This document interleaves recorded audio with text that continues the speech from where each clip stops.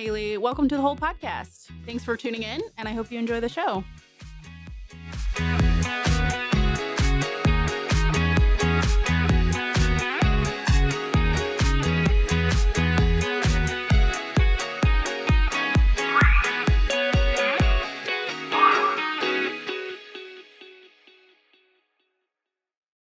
Okay, thank you everyone for joining us today. We are very excited about our guest today, Jackie. She is from the Nelson. I've worked with Jackie for a couple of years now, I would say, right? I'm Yeah. really bad at judging time. But we are here to talk about accessibility in the art community. And so, Jackie, did you want to tell us a little bit more about your role, your job title, how that all came to be? Absolutely. Well, first of all, thank you so much for inviting me to be here Absolutely. today. I'm so excited to talk to you in particular, but also about what I do at the museum and what the museum does in terms of accessibility. But yeah, my name's Jackie Niekamp. I am the manager of community and access programs at the Nelson-Atkins Museum of Art. That's a mouthful. It is. Um, I think I blacked out a minute. but I've worked there for 10 years. I started there as a teaching artist and fell in love with our community and access programs, became the full time teaching artist. And then 3 or 4 years ago, I'm forgetting now, I became the manager of the program. Oh, So yeah, my background is, there at that job, providing art making programs, experiences, tours for historically underrepresented audiences. So people with disabilities, older adults, people facing socioeconomic barriers, and immigrants and refugees. wow. I didn't even realize that until we were talking a little bit earlier. So I appreciate you sharing that. That's super helpful because I don't know if everybody knows that about the Nelson and how that works. And so I'm very interested that you shared that, and I'd love to learn more, and I'm sure that everyone else would too. So, okay, we have come up with a list of questions here, and mind you, they don't have to be answered. You can just say next, pass, skip, whatever. And I might ask some follow-up questions that aren't on here. So just know that moving forward, okay? Awesome. Okay, so I think we've answered our first question, and bear with me, I'm vision impaired, so if I trip over something, just correct me, okay? All right. So, okay, the next question is asking what are some of the key lessons that you've learned from designing UDL? And I want actually an explanation of universal design of learning from you because I don't know what that means. Absolutely. So, Universal Design for Learning, or UDL, is really trying to create a way that everybody's included. So, instead of, and I think that I might answer this a little bit later, but making sure that, things are accessible and designed as far reach of a possible so that people have multiple ways to enter something through means of representation, action, and expression. And trying to find a way to make something that is immediately accessible. So I think I don't want to jump ahead, Yeah, no, do but whatever. Uh-huh. talking about UDL and universal design, it's really proactive. Mhm. So instead of accessibility being something that we add in after the fact, right? Mhm. Mhm. Universal design really is trying to make sure from the start we are taking considerations in. I Um, like that. yeah. Okay. Everybody learns in a different way. There's Mhm. so many different ways to represent something. There's so many ways to engage with something. There's so many ways to engage, like to connect with something. So by Yeah. using universal design for learning, it really recognizes that and provides multiple means of engagement. Okay. Um, so I kind of went off track with that. That's okay. So That's that's what okay. universal design for learning again is also understanding that we think about accessibility as like curb cuts, Mhm. right? So Mhm. that benefits everyone, It not just does. people with mobility devices It does. and strollers and things like that. It helps everybody. Mhm. Um, so when I think about, creating lessons or curriculum that is universally designed, it really is considering that true accessibility benefits everyone, Mhm. not just those that we assume need it. Right. So, for example, Okay. Okay. providing multiple ways for visitors to engage with artwork at the museum. So, we want to consider beyond looking at art because we do have some friends that are partially sighted or visually impaired. We think about how can you touch artwork?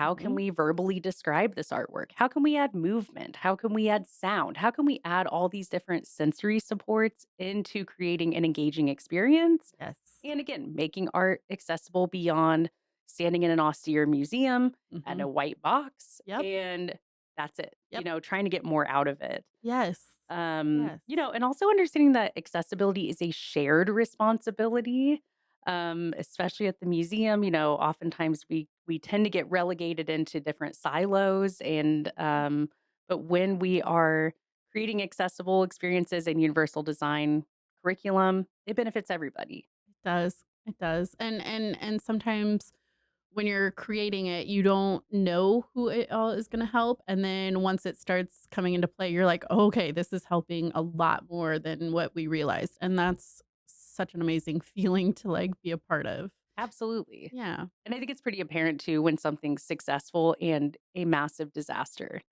Yes, yes, 'cause, I don't know about other, disability communities, but the grapevine is very small, well, tight-knit, I will say, in the blind community, so, Absolutely. yeah. Oh my goodness.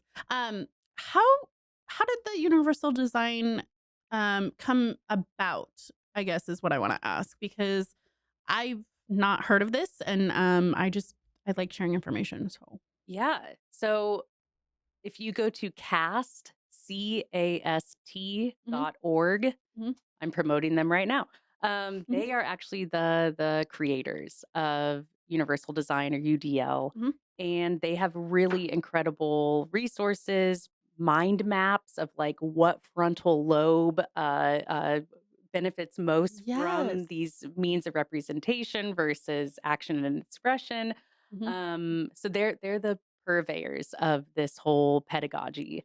But Okay. at the museum, we kind of fell in love with that, I would say almost a decade ago, about 9 years ago. Wow. So my predecessor, Christine Boutros, who was the manager of community and access programs, I think you might have ran across Just with her. very Yeah. yeah, yeah, yeah. She really was a huge cheerleader for that Okay. and made sure that we were adopting that in as much, curriculum and programs as we could. Mhm. On that note, though, we came to the whole person and we're talking about how this building or parts of the building has delineated areas of carpeting, Mhm. and it's just built into the design to Yes. make sure that folks can access spaces here Yes. inherently. Yes. We've talked about that a little bit on other podcasts, and when I first started here, you're in a new job, you're Mm, like, "How do I see people's faces? How do I make friends? How do I know where I'm going?" And so a lot of that is, I attribute my success is, the carpeting mm, and the color coding. I don't know if you saw that yeah, when yeah, yeah. so, like, the bathrooms on every level are painted the same colors and everything like that, like the I don't know, break rooms, Hmm. same color. So it really helped. And making sure I'm not running into a wall. Like they have a special color to say, don't run into the Yeah. wall. So I love it. But it's interesting that they thought ahead to do that instead of thinking about it after the fact. So yeah, Absolutely. love And it. that's just kind of the mantra of it. So if Mhm. we plan ahead in advance, then we don't have to keep reworking things over and over again Exactly. and retroactively fit accessibility in when it can just be built in from the beginning. Yes. It's so beautiful. That is okay. Okay. I'm fangirling. I love it. I love it. Well, and again, it's in the name universal. Exactly. It's not relegating or othering Yep. in any way. It's helping everyone. Absolutely. I am so glad to learn about this from you. We have another question on here. I couldn't tell you which one right now, but you mentioned that we talked about making art accessible for Mm, people and like making it interactive. And I know that you and I have done that in the past. We've talked about this for quite a few years. mm, So I think it was number three. Okay, number four. Sorry. We've worked with each other in the past for the accessible art tours for people who are blind and low vision. So I guess we just kind of wanted to hear about what your thoughts were about that experience. Tell us what you liked, didn't like, mm. if the blind community can do more to help. I know that you and I have talked a lot about transportation as the issue, which I still hear about, and I totally understand, and we're working on it. But what are your thoughts about this? Ooh, I know. there's a lot of I thoughts. know. I know. Well, I think to start, the museum has offered verbal description and tactile tours all the way back to the 70s and 80s. Okay. We have docents who have been at the museum for that long and have been like, oh, yeah, yeah, yeah, we've been doing this forever. Mhm. It used to be called Art Beyond Sight. Yes. And post COVID, kind of when I became the manager, I wanted to make the program sound like what it actually is. So we've Mhm. kind of rebranded it as to verbal description and tactile tours Mhm. because that's what we do. Yes. Um, but to go back to where this kind of question started is, our relationship. And I think what's most important about this program in particular is working with our community partners to make sure, we are a cited museum. Mhm. The majority of our employees are sighted, so we wanna make sure that we are providing a meaningful experience, so working with our community partners, Mhm. our people in the community who are actually of that community is so important. Yes. I think we've built a relationship where we're checking in constantly to be like, "Hey, we wanna experiment with doing these tactile maps. Do you Yep. think that's gonna work?" And you're like, "Well, if it has this and not this," and we're Mhm. able to kind of have that dialogue. Absolutely. But in terms of our experience, what we like to do is develop verbal description to help orient people. Maybe people don't come to the museum. So as soon as people arrive, trying to give a verbal description of, okay, here's the space that we're in, Mhm. giving those verbal instructions and directions. And then once we get on tour, providing raised line drawings, replicas, Mhm. 3D printed that we do in house at the museum, Mhm. and then being able to don those gloves and Yes. actually touch the artwork. Yes. Um, I think having the opportunity now that we've started to add in this art making workshop after the tour has been amazing. I Being able agree. to, yeah, because before we used to just do a 1 hour tour, Yep. and that can be really fatiguing. Mhm. And so to finish that up and then be able to sit down, make art, and Mhm. actually leave the museum with something beyond just the experience and Mhm. have artwork that you created is awesome. It is. And it adds a level of perspective Mm. on, these artists that we're exploring today in the museum. They did this with different tools that not a whole lot of us can do successfully. And so it's interesting to see, oh, I'm using this bottle cap to make something and I don't know what I'm doing and it looks really bad. So I'm like, kudos to the artist. You will never see my artwork because I'm just saying. But, it really did add a level of different perspective, and I really appreciated that. Yeah. So, it was Well, and amazing.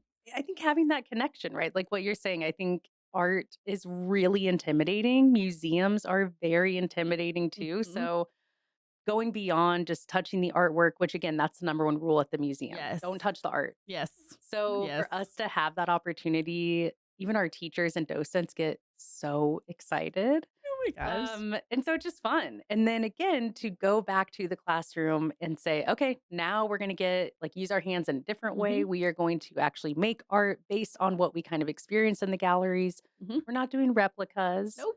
but just having fun and hanging out and talking. Yeah. It is. I had a lot of compliments about that part of Hmm. the tour, and how it was different than the last ones, and so it was just so good to hear. It was so good.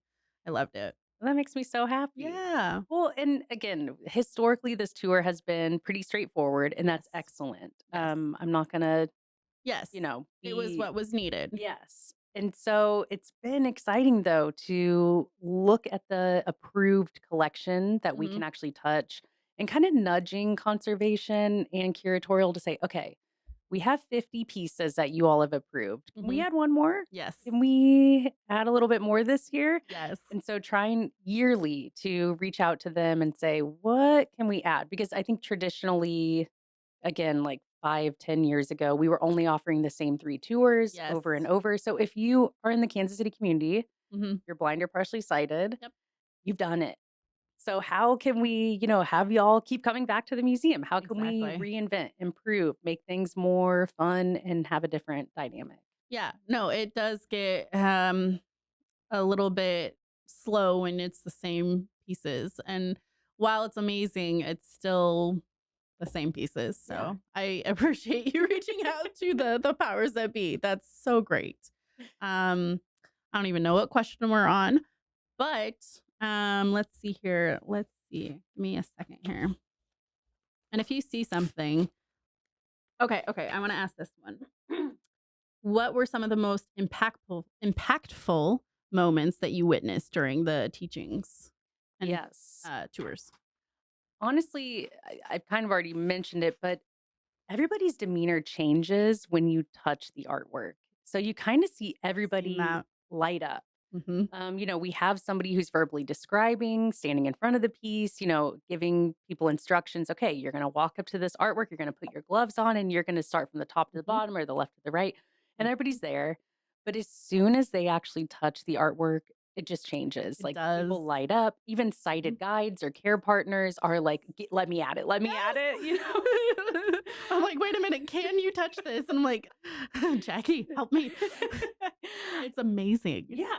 And again, like having that experience where you feel the texture of the art, Mhm. the temperature, Mhm. of like these stone sculptures, what you said before, the materiality. So, like, what Mhm. tools did the artist use to like chisel Yes. into this sarcophagus from the 1500s? Mhm. And how does that actually feel? And then I think what is so important to me is understanding scale. So we Yes. describe like, okay, this is as big as a refrigerator. Mhm. Well, refrigerators are all different sizes. Yes. If you say it's 6 feet tall, still that's a really nebulous, assumption. So Mhm. to be able to actually run your hands across a work of art and understand how large or how small it is, how Yes. detailed versus how open it is, uh, you know, It's amazing. yeah, You can tell me all the day that, this is 6 feet, and I'm like, "I think that's taller than me. Is that taller than me?" And it's just different when you're, like, feeling it. It's so much easier to understand. absolutely. And Yeah. so to me, that just the experience alone, again, for educators, for care partners, for people who are blind and partially sighted to experience that is the whole point to Yeah. me. Yeah. Um, but again, also, I'll repeat it again. I think making the artwork after the tour, I've seen so many people just like pull their guards down, hang out, joke, talk about Mhm. what they create in their spare time. I know we had a participant who shared with us that, she makes hats in Yes. her spare time. Yes. And so now we're trying to reach out to her to be like, can you teach a workshop here? Yes. So trying to build that community through our experiences together is Mhm. the most like exciting and impactful way of doing this program. Absolutely. And just to clarify for everybody, the hats that we're talking about, the lady is visually impaired. And so with vision impairment, a lot of like going out and about is very hard because of light sensitivity.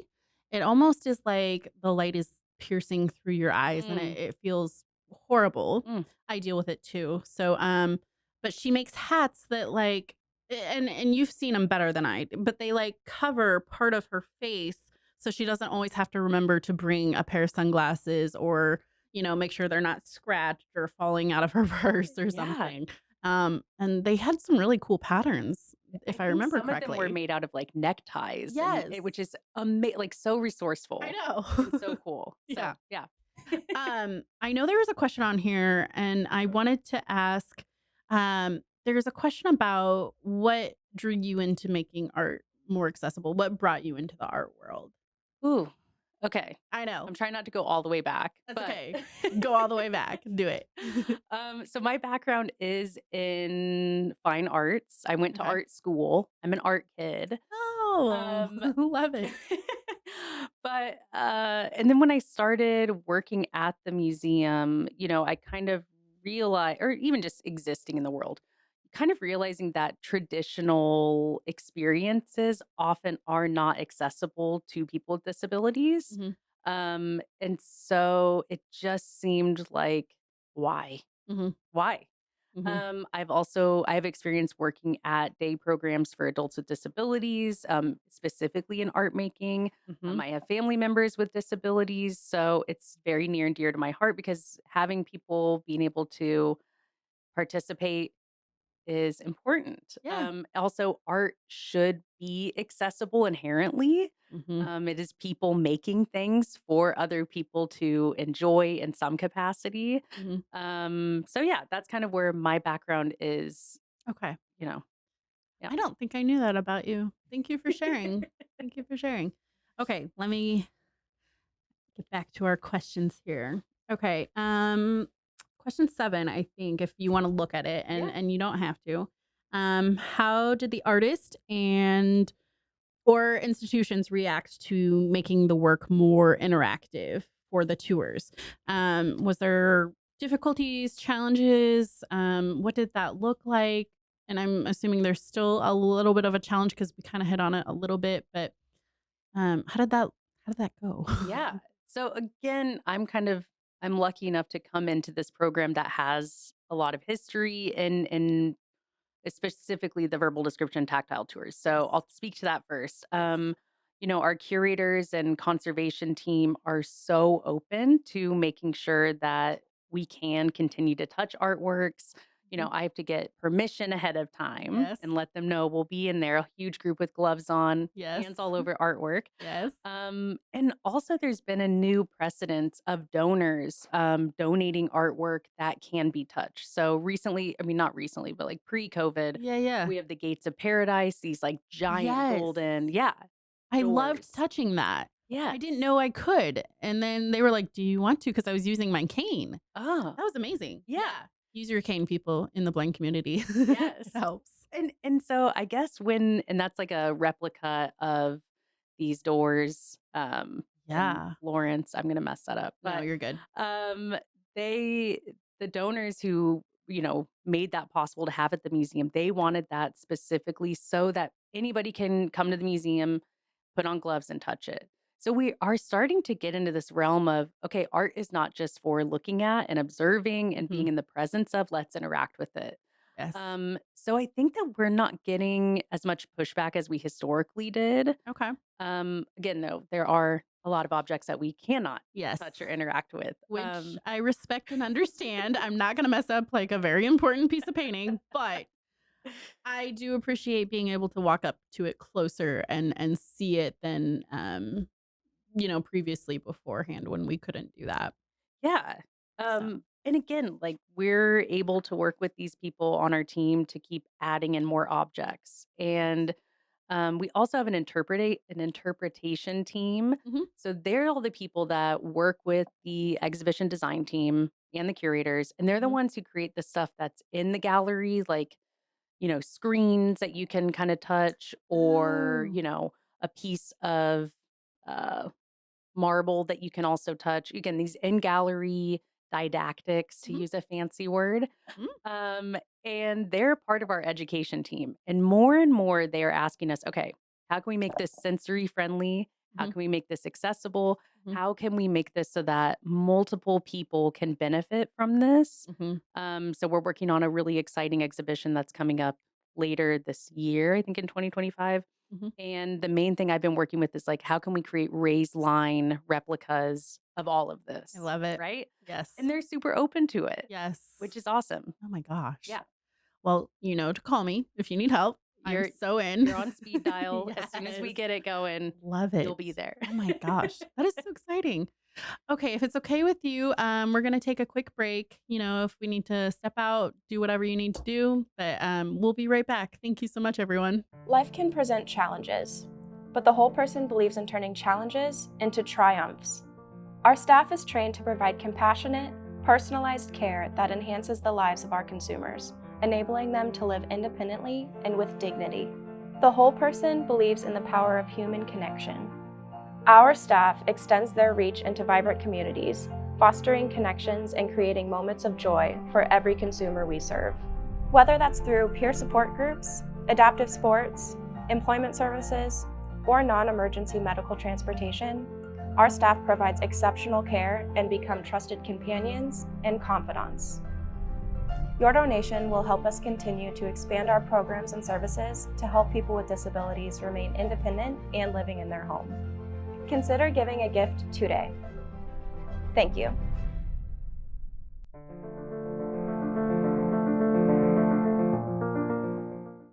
All right, everyone. Thanks for coming back and joining us today. Again, my name is Haley Korf. I am your vision impaired host. We have Jackie Niekamp with us from the Nelson. I don't know if I want to share this with everybody in the world, but it took me quite a while to get your name. So thank you for bearing with me. You got it perfectly, though. Love it. Love it. Okay, if it's all right, we're just going to jump right back into the questions and feel free to add or tell me to go away. Absolutely. Okay. So, question 9. What are some simple yet effective ways organizations and educators can incorporate the universal design? I know we're kind of going back, but it's a good question and I don't know how to communicate that with anyone else. So, what would you Absolutely. suggest? I think, again, going back to like the three tenets of making sure that you provide multiple ways for people to engage Mhm. is crucial. So, using audio, large text, Yes. printouts of whatever you're doing, tactile materials, again, offering movement. And again, what's most important is offering choice.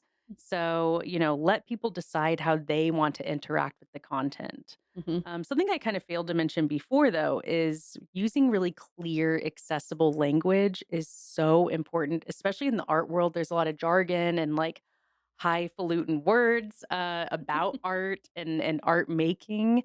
And universal design helps people who are also English language learners or maybe who are pre literate. So, providing, more accessible language to instructions or maps for Mhm. wayfinding. And again, having pictures, really simple, straightforward, non, uh, having really descriptive imagery, I think is super important too. Mhm. And again, just designing for flexibility. So thinking about different seating, lighting. Yes. We talk about how people have a lot of sensory sensitivities with bright lights. If you're blind or partially sighted with certain diagnoses, but also people with sensory sensitivities, Mhm. having lower lighting, Yes. having a scent free environment Yes. is really important too. Yes, because I've learned recently that sometimes a certain scent can trigger a migraine for somebody, for example, or other conditions that are really scary, actually. Um, okay, so you mentioned, I want to go back, you said wayfaring. So can you explain that a little bit and then elaborate more on the sensory issues and what you're doing to support there? Absolutely. So, the art museum in Kansas City, we have an older building built in 1933, and we have a newer building that is about 7, 8 years old now. Hmm. Wayfinding and figuring out how to get from one place to another. We've traditionally had a lot of difficulty with our maps. We have a brand new design and signage team that is really working on making those maps and again wayfinding much more accessible. So, trying to simplify things as much as possible and not throwing in a ton of stuff that doesn't need to be there Yes. also looks better by design, anyways. Hmm. Um, Okay. I forgot your other question. I might have also forgot the question. Oh, Oh, thank sensory. you. Thank you. So yeah, people with sensory sensitivities. So again, the museum is a high sensory environment. There's a lot of echoes. Mhm, There's bright lights, there's low lights, there's temperature changes, there's mhm, a lot of people there. One of the programs that we offer is every other month a low sensory morning where we mhm, open up an hour early than for when we're open to the public for families with sensory sensitivities or kids with autism. We only have a couple galleries open at a time, okay. but it's a really great experience for people to adjust to the museum so they can come, leave before we open, or they can stick around and kind of see how and feel it out when crowds start coming. Yeah. Part of that program is transforming one of our community spaces or conference rooms into a sensory break room. So we have the shades down, we put tents up, we have light boxes, we have beanbag chairs, we have fidgets, we have a little Oh bit of my everything for people to gosh. kind of interact with and just chill out if you need a break. Mhm. And what's really exciting is we do 7 cultural festivals at the museum. Yes. We see anywhere from 1,200 to 8,000 people, depending on what the festival is. So much. It is very overwhelming. Yeah. And what's really exciting is this past Native American Cultural Festival, we designated a sensory break room. So I'm hoping, and I believe Mhm. we are going to continue that for the rest of the year and the foreseeable future of providing that kind of break space that can help if you have crowd anxiety. Yes. If you, again, are just simply overwhelmed with all the stimuli, the Mhm. crowds, the noise, the music. Mhm. And again, that is kind of designated off to the side, is dark. We have comfortable seating, we have iPads and Yes. fidgets and things like that. So it's really exciting to continue to grow these programs beyond just what I do Mhm. and make it, again, more accessible and more prevalent in the things that we do. That is amazing. Um, how do I explain this? Okay, so when you're vision impaired and you're in a large crowd, I am now comfortable enough to use my cane. I didn't before for many, many years.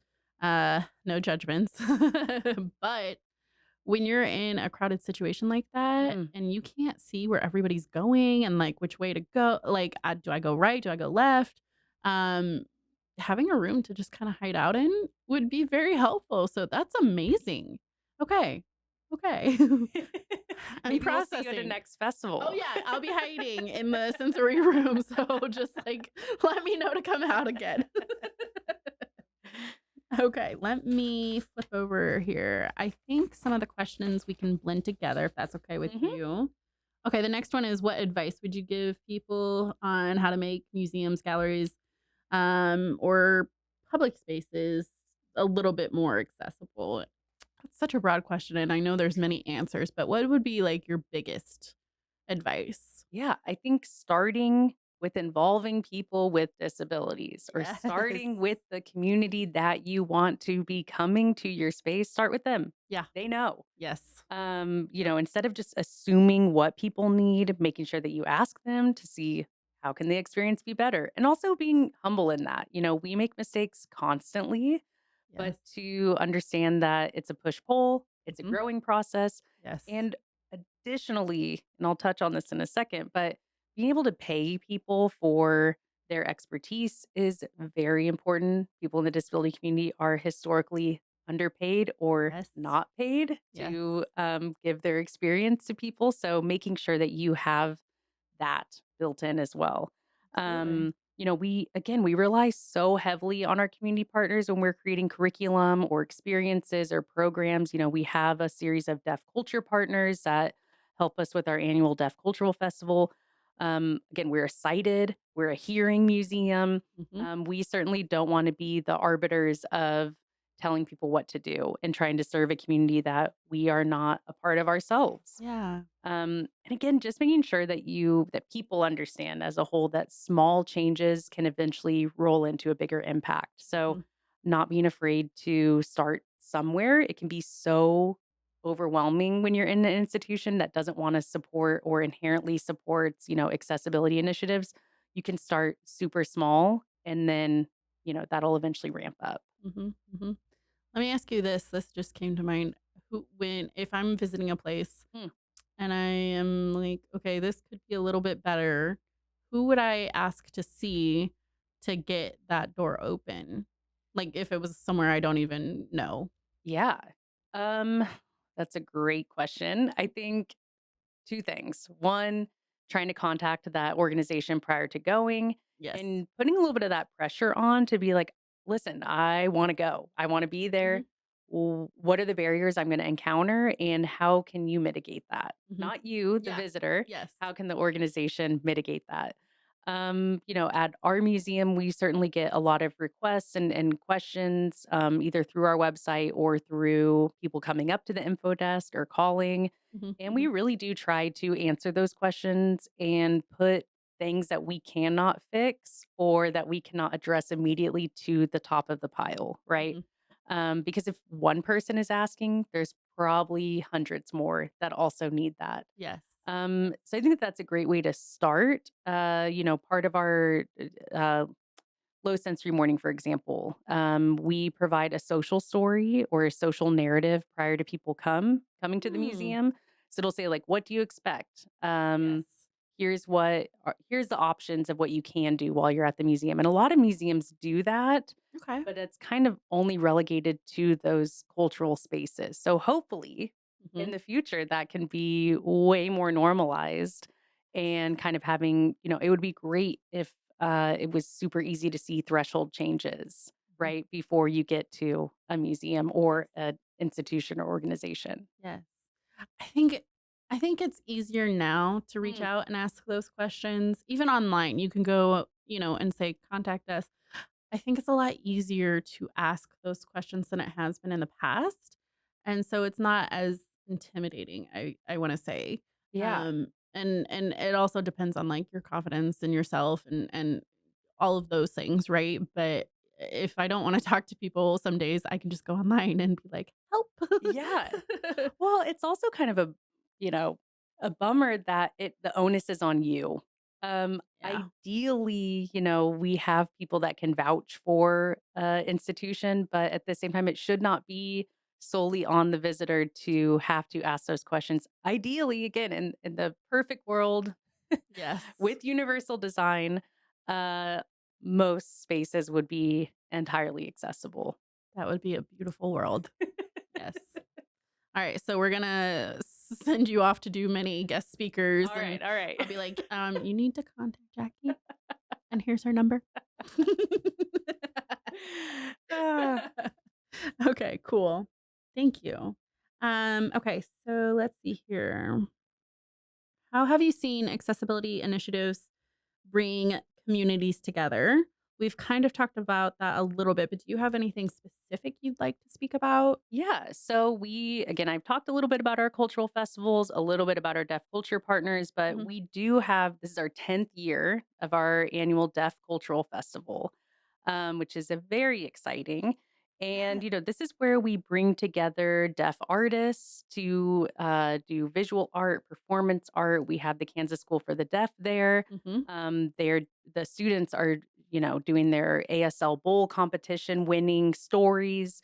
We have our deaf culture partners, which is the Whole Person, the Kansas School for Yes. the Deaf, and the Museum of Deaf History, Arts, and Culture. So they're really helping engage and provide us with what we need to make sure that that day of celebration is culturally competent. Right. But with the successes with that, seeing hearing and deaf and hard of hearing communities come together Mm. in a day that celebrates American Sign Language and, again, these distinctly deaf perspectives has been so awesome. Coming back from COVID, that was the first festival that rebounded the quickest Oh, wow. with attendance rates. Mhm. So there is that want and need from the hearing and the deaf and hard of hearing community to come together and look at art, celebrate art, but also a lot of performance art and just connecting. Yeah. Um, and again, it proves once again that when we center accessibility, then everybody benefits. Mhm.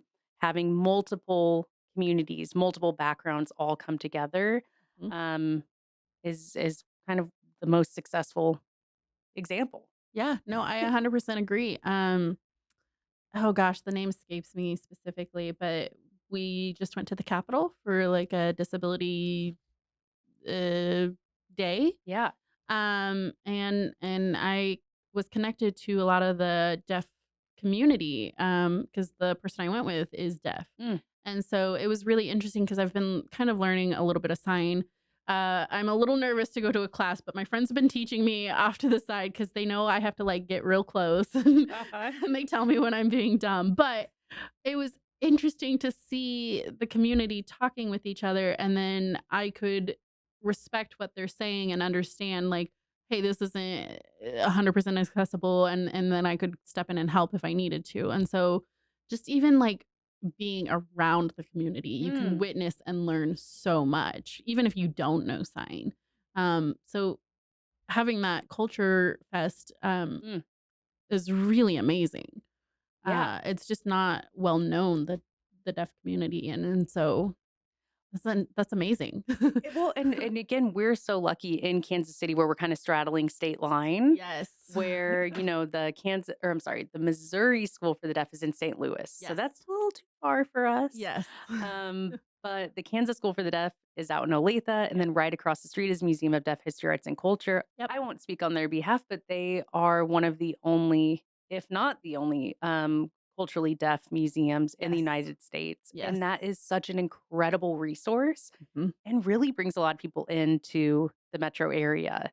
It So does. it's just so cool. I don't know. Yeah, and, fun fact, Mickey is actually in the museum. She's one of our deaf advocates, and she has quite a bit of history in that museum, and it was amazing. I love it. Yeah, Mickey's incredible. We contract her as a deaf educator at the Yes. museum, so she leads our ASL tours that are only given in ASL, so they're not voiced tours. Okay. They are only in ASL, which is such a cool space to have, Yes. specifically for the deaf and hard of hearing community. That is amazing. Oh my gosh. I'm learning so many things. Cool, cool. Okay. All right. Let me ask a few more questions here. I Mhm. know we're all over, but I love it. Okay, okay. Um, what are some common misconceptions about accessibility and inclusion that you hear about, see, experience, all of the things? Great question. We could spend the whole I podcast know, I just know. about that. Yes, yes. I think one of the biggest misconceptions is that accessibility is expensive and Mhm, difficult to do. mhm. While some changes, like retrofitting ramps in a historic building, can be extremely expensive and Yes. cost prohibitive. Yes. But a lot of changes don't require a lot of funding. So again, providing better training for staff Mhm. is can be free or done at very low expense. Yes. Using inclusive language and having that type of rhetoric and education around that is extremely welcoming and is not harmful to people. Making social media posts accessible. Yes. That doesn't cost any money. It doesn't, and it's so helpful. Yeah, exactly. Yes. And then again, another misconception is accessibility is only for certain people, where Mm. it is for everybody. You're correct. Everybody benefits. Yes. Even if you don't realize it yourself at that moment, you're like, "Oh, wait a minute. That was actually really helpful." Yeah. Oh Absolutely. my gosh, you're right. Yes. And this is why you're the expert. Yes. I don't know about that, but Yes. I support you. Okay, okay, cool. Let me see here. I know we can kind of blend to some of these questions. Okay, can you share an example of a time when a small change made a big difference? So that could be like a one person story or whatever comes to mind. yeah. So I spoke a little bit about Deaf Cultural Festival already. Something that comes to mind is we have 10 to 12 ASL interpreters available that day, stationed in various areas of the museum and for different performances. And we work with our deaf culture partners on planning that. And something that we've started to implement is ensuring that we are hiring ASL interpreters that are matching the gender, the identity, and the race of the person that is performing or um, yeah, the person that they're signing for. Yeah. So, which really created culturally affirming and, cultural competency to make sure that that deaf individual is being represented responsibly. Hmm. This might seem like a minor detail, but for deaf visitors and performers, it made such a big difference. Mhm. It helped ensure that identity and mannerisms were Yeah. authentically represented. I was just thinking about that because I was gonna ask you, do do women have different mannerisms that we all kind of do when we're signing, or how does that look like? And you've already answered that. Now, do you have one interpreter set up to represent the speaker and then all the other interpreters are just kind of around for everybody else? Is that how that works? Um, that's a great question. So usually we try to station multiple interpreters at each area. Mhm. And last year we had a deaf interpreter too, because one of our featured visual artists actually didn't have ASL as his first language, became deaf later in life. Oh. And actually his first language, he's from El Salvador. So his first Mm. language is Spanish. Yes. Then he learned English. Yes. Then he learned ASL. Oh my gosh. And so there were still some like mannerisms and cultural differences. So we also had a deaf culture signer as well, who is deaf themselves and could kind of bridge that Mhm. barrier between all those communities. Wow. I'm not an expert. I'm also not great at signing. Yeah. Mickey would be the one to ask a Yes. little bit more about that, but Yes. it's something that I'm still learning about and something that we Yeah. never took into consideration prior to last year. And so we are so excited to move forward when we are planning these types of events to make sure that we are being as culturally responsible, having that representation, and again, just considering it a little bit beyond of okay, we got it done. Yeah. Honestly, that wouldn't have crossed my mind. Even the little bit of experience I have with the deaf community, I did not think about that. Yeah, Wow. I know there's so much. Yeah, there's so much, and you're just like, "Oh my gosh, why didn't I think about that?" But that's amazing. Oh my gosh. Okay, I'm learning. This is great. This is what a podcast is about, right? Okay, okay, let me see here. I think I wanna go to the next page if I cannot give myself a paper cut hmm here, right? Oh yeah, how can listeners support you in your work? What can they do to reach out? How can they help advocate? What can we do to help you? Ooh, I think just learning a little bit more about accessibility would help everybody, but also speaking up about it. Mhm, If you visit a museum, like how we kind of talked about a little bit earlier, mhm. ask about their accessibility offerings. Yes. At our museum, we offer a lot of supports, mobility devices, fidgets, noise Yes. canceling headphones, communication cards, right at code check. Mhm. But is there something that we're missing? Having more institutions hear the demand for those types of initiatives, programs, accommodations, they're more likely to invest in them. Mhm, mhm. Again, also supporting artists with disabilities. Yes. We try to do that through our Deaf Culture Festival. Mhm. I think it's important too for people to actually attend those accessible programs. I mean, I'm Yes. sure as you know, we all have the best intentions. Our Monday Jackie is super into doing something on Friday night, and Yes. then Friday night rolls around and Not so the much. couch wins. Yes. I am the same way. Yes. I yeah. um, so try and do attend those successful programs when you can. Mhm. And again, just advocating more. It doesn't matter where you're coming from. You will know somebody with a disability. You will know somebody who would benefit from the certain elements that I've spoken about today. Mhm. So again, just having a making more noise, I Yeah. guess. I guess is Yeah. is the best way to advocate for that. I do not disagree. So you hear that, everybody? More avocation, and we will see what we can do to make this more accessible in the future. I do Absolutely. have one last question, and it is not on our question list. If you could tell the art community or the community at large one thing, what would you want to share with everybody? I think so. Big I question, I Yes, know. yes. Oh, I mean, I come from an art background, a fine art background, a making background. I would love for artists to really take in consideration who their audience is. We're constantly being asked that when you are a creator, you're thinking, who is the end audience? Who is this for? Hmm. And if people inherently build in accessibility into that, so if you're making a painting, can people touch it? Hmm. If you're making a sculpture, does it make sound? Hmm. How can, or like if you're writing a label or an artist statement, are you using accessible language too?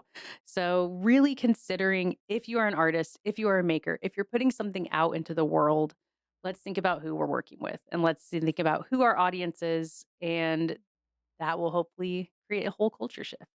That would be amazing because my first instinct is like to touch everything. I'm like, "Oh, is that sweater soft? Let me touch it," you Yeah. know? And the same thing is when you go into museums, you're like, "I need to experience this a little bit more." And so that would be amazing. I bet it is very difficult though, because like I'm thinking about is the paint Hmm. something that is like gonna, Archival. Yeah. break up if I touch it or hmm like um, I'm not an artist, but, like, putting even makeup on is kind of an art, right? And so, Absolutely. am I gonna mess up, if I touch somebody else's makeup, You got to use that setting I spray. don't get me started.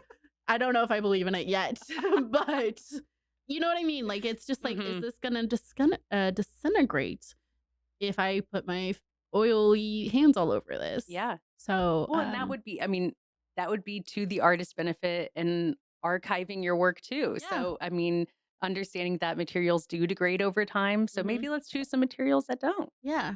Wow.